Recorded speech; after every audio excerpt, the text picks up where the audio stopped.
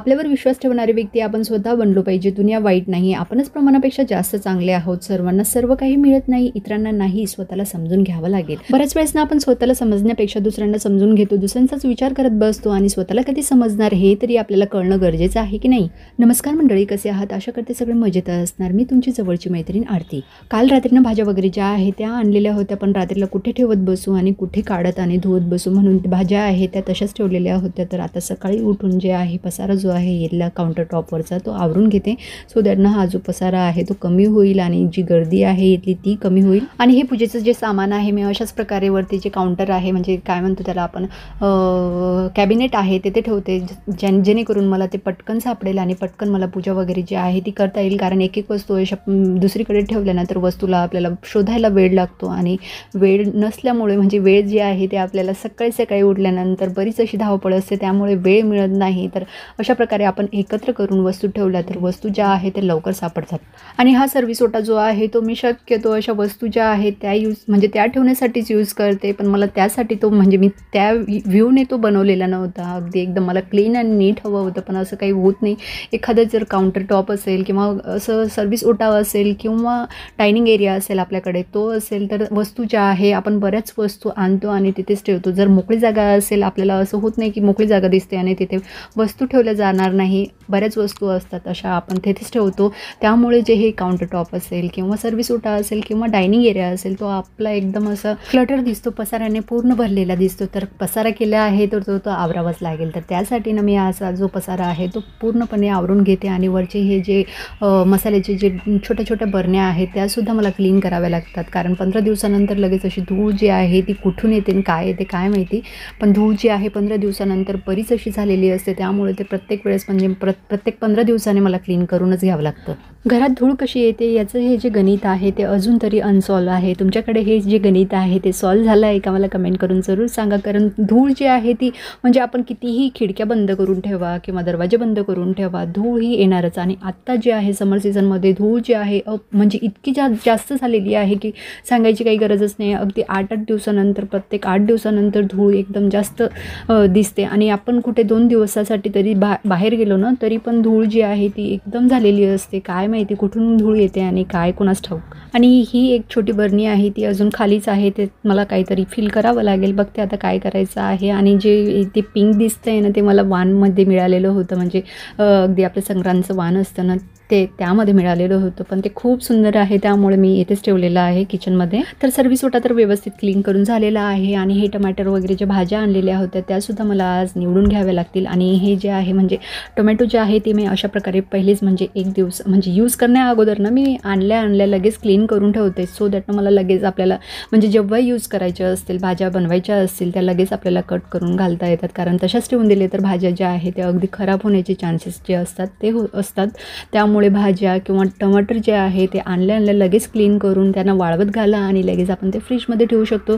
त्याने जे टमाटर वगैरे जे आहे ते म्हणजे थोडे जास्त दिवस टिकतात. आणि हे फ्रूट बास्केट आहे, मला हे फ्रूट ठेवण्यापेक्षा ना मला हे खेळायलाच खूप जास्त आवडतं. मस्त अशा प्रकारे याच्यासोबत आपण खेळू शकतो, कारण माझा मुलगा जो आहे तो सुद्धा याच्यासोबत खेळत असतो. फ्रूट तर मी यात कमीच ठेवते, पण खेळण्यासाठी मी जास्त यूज करून घेते. आणि हे जे आहे ते मी आईकडून घेऊन आलेली होती, तर यात मोसंबी आणलेली आहे ती घालून घेते. आणि अशा प्रकारे घातल्यानंतर लगेच तो सटकून जातो, त्यामुळे मी त्याला जास्त यूज करत नाही. आणि हे वटाणे आहे 40 रुपये किलो म्हणून असे 2.5 किलो वटाणे आणलेले आहे. तर आता बघते त्याला कधी सोलायचा वेळ म्हणजे सोलायची वेळ जी आहे ती येते ते बघते आता, कारण खूप जास्त आहे त्यामुळे खूप जास्त कंटाळा येतो. इतकी जास्त म्हणजे वटाणे सोलण्यामध्ये अरे बापरे माझे आता लागणार आहे. आणि ह्या ज्या पिशव्या असतात कॅरी बॅग त्यासुद्धा मी अशा प्रकारे एकदम एका कॅरी बॅगमध्ये अशा बाकीच्या सगळ्या कॅरी बॅग टाकून ठेवते. आणि मला घाण वगैरे भरण्यासाठी सुद्धा ते यूज होऊन जातात, त्यामुळे म्हणजे मी न फेकता असे ठेवून देते आणि त्याचा रियूज करून घेते.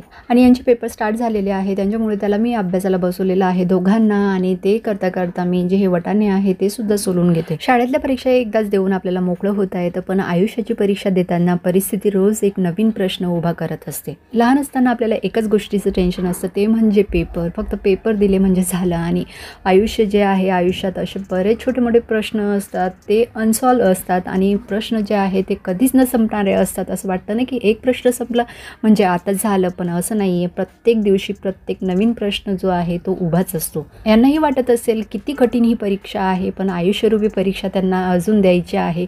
जेव्हापर्यंत ते म्हणजे म्हातारे होत नाही, जोपर्यंत आयुष्य सुरू राहणार आहे, तोपर्यंत प्रत्येक दिवशी नवीन प्रश्न जो आहे तो उभा असतो समोर आणि त्याला उत्तर देता देता आपलं नाकी नऊ आलेलं असतं. पण त्यांना ही परीक्षा जी आहे ती खूप कठीण वाटते. आपण लहान असताना आपलं ही सेमच व्हायचं, पण आत्ताची कंडिशन जी आहे ती वेगळी आहे.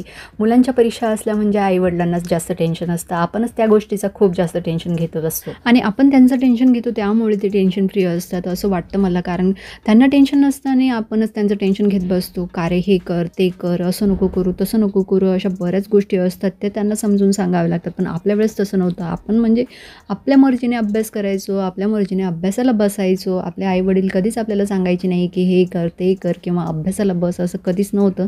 आपण स्वतःहून करायचो. पण आत्ताची मुलं तशी नाही. म्हणूनच म्हटले मी की त्यांची परीक्षा म्हणजे आपली परीक्षा असते. आणि ह्या शेंगा ज्या आहे वटाणे जे आहे ते सोलायचा आत्ता मला फार फार जास्त कंटाळा आलेला आहे. कारण ते इतके जास्त आहे आणि बघता बघता बघा मी अजून थोडेसेच सोललेले आहे. तर याला म्हणजे त्याचा अभ्यास झालेला होता, त्याला सांगितलं तू मला हेल्प कर, तर तो बसलेला आहे थोडा वेळ. काय मुलं जास्त वेळ बसणार नाही आणि ते बसतही नाही. थोडा वेळ म्हणजे करणार हा आणि लगेच उठून जाणार, मला माहिती आहे. कारण त्यालासुद्धा वटाणे सोलायचा खूप जास्त कंटाळा येतो. आणि आज सुट्टी असल्यामुळे त्यांचं दोघांचं म्हणजे याचं आणि त्याच्या पप्पाचं सुरू होतं की आपल्याला आता झालेला आहे अभ्यास, तर आता बाहेर जाऊया. तर जायचं कुठे, तर मेड फायर नेशनला जाऊया. पण मेड फायर नेशन जे आहे ते अगदी म्हणजे माझं म्हणणं होतं की आपण सकाळी गेलो असतो तर बरं झालं असतं. आत्ता जाऊन तरी काय फायदा आहे, कारण संध्याकाळचं जेवण वगैरे जे आहे ते थोडं कमी असतं. तर आत्ता जाऊन काही फायदा नाही आहे, पैसे जे आहे ते वेस्ट जातील. त्यामुळे मी त्यांना नाही सांगितलं. तर त्याचा मूड जो आहे तो ऑफ झालेला आहे. तो आत्ता अशी कंडिशन झाली की आता रडेल तेव्हा रडेल असं झालं होतं त्याचं. तर फायनली हे वटाणे जे आहे ते झालेले आहे. पूर्ण तर नाही झाले काढून, पण थोडेसे झालेले म्हणजे राहिलेले आहे. ते थोडेसे जे आहे ते मी रात्रीला काढून घेईल. आणि आत्ता म्हणजे त्यांना जे आहे मेड फायर नेशनला तर नाही गेलो. तर आत्ता म्हणजे भजी पाहिजे होती. तर डाळ वगैरे जी आहे ती मी भाजीसाठी गाळून ठेवलेली होती. पण आत्ता त्यांना भजी हवी होती म्हणजे मूग डाळीची. तर ते बनवून देते त्यांना लगेच, म्हणजे त्याचा मूड जो आहे तो व्यवस्थित होईल. आणि अशा प्रकारे तळण वगैरे जर काढायचं असेल ना, मी जी कढई वापरते तळण काढण्यासाठी ती छोटी वापरते. त्याने जे तेल वगैरे उरलेलं असतं ना ते मी म्हणजे रियूज करत नाही. जे तळलेलं तेल असतं ते लगेच मी म्हणजे उरलेलं नसल्यामुळे कदाचित थोडंसंच उरतं, त्यामुळे मी ते फेकून देते. रियूज जे तेल वगैरे आहे ते मी करत नाही असं तळण वगैरे काढल्यानंतर. त्यामुळे तळण काढण्यासाठी जी कढई वापरतो ना आपण ती लहानच वापरा. त्यामुळे तेल जे आहे ते त्यात जास्त पडणार नाही. थोड्याशा तेलमध्ये हे जे भजी वगैरे काढायचे आहे किंवा पापड वगैरे जे काढायचे आहे ते आपण लगेच काढून घेऊ शकतो, म्हणजे कमी तेलामध्ये. आणि ते आपल्याला म्हणजे तेल कमी असल्यामुळे आपण ते रियूजही करणार नाही. तसंही ते हेल्थसाठी चांगलं नसतं रियूज केलेलं तेल. तर छान आणि अप्रतिम अशी भजी झालेली आहे, म्हणजे करता करता संपलीसुद्धा लगेच.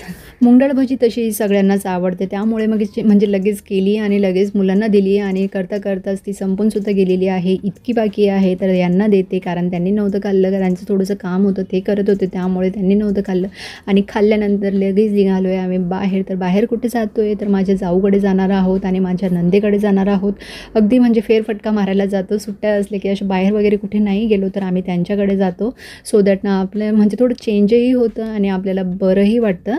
आणि रस्ता बघा आपण किती सुंदर दिसतोय. आत्ताच नेमकं सनसेट झालेलं आहे आणि मुलांना नव्हतं यायचं, आम्ही म्हणून बाईकवर आलेलो आहोत. कारण ते माझी दुसरी जाऊ जी आहे ती आमच्याच बिल्डिंगमध्ये राहते, त्यामुळे ते तेथे गेलेले आहेत आणि आम्ही आलो आहे येथे. आणि आता आलो आहे आम्ही वाकडमध्ये. माझ्या नंदेकडे पहिले जाणार आहोत आणि तिथूनच माझी जी जाऊ आहे तिथे जाणार आहोत. तर तिथून आम्ही लगेच निघालो आहे, म्हणजे थोडाच वेळ बसलो, चहा वगैरे जो घ्यायचा होता तो घेतला आणि लगेच निघालो आहे. पुढे कुठे तर आम्ही माझ्या दुसरी जाऊ आहे तिथे जातो आहे. आणि हे आहे मिनी तुळशी मार्केट. कधीतरी ना ह्या तुळशी मार्केटचा म्हणजे मिनी तुळशी मार्केटचा सुद्धा मी व्लॉग आणेल. आपल्याला जर हवा असेल मला कमेंट करून जरूर सांगा. आणि फायनली आम्ही येथे पोहोचलेलो आहोत. येथे सुद्धा माझा एक फ्लॅट आहे, पण तो रेंटवर आहे, त्यामुळे मी येथे जाऊ शकत नाही, म्हणजे तेथे रेंटवर असल्यामुळे. आणि मी तुम्हाला एक व्ह्यू जो आहे तो दाखवते. लास्ट फ्लोअरला आहे माझं जे घर आहे ते. आणि आता आम्ही त्यांच्या घरी जातो आहे, दुसऱ्या विंगमध्ये आहे त्यांचं घर. तर आजचा व्लॉग, आजचा व्हिडिओ आपल्याला कसा वाटला मला कमेंट करून जरूर सांगा. आणि हो, चॅनलवर नवीन असाल तर चॅनलला सबस्क्राईब करा. आपल्याला अशाच प्रकारचे इंटरेस्टिंग आणि डेली व्लॉगचे जे व्हिडिओ आहे ते इथे बघायला मिळतील. आणि मला तरी वाटतं ना व्हिडिओ काही इतके असे हे नसतात, तुम्ही सबस्क्राईब करू शकता, पण असं काही होत नाही, लोक काही सबस्क्राईब करत नाहीत. सो प्लीज चॅनलला सबस्क्राईब करा. आणि हा बघा वरतून व्ह्यू जो आहे तो किती सुंदर दिसतोय इथे आल्यानंतर.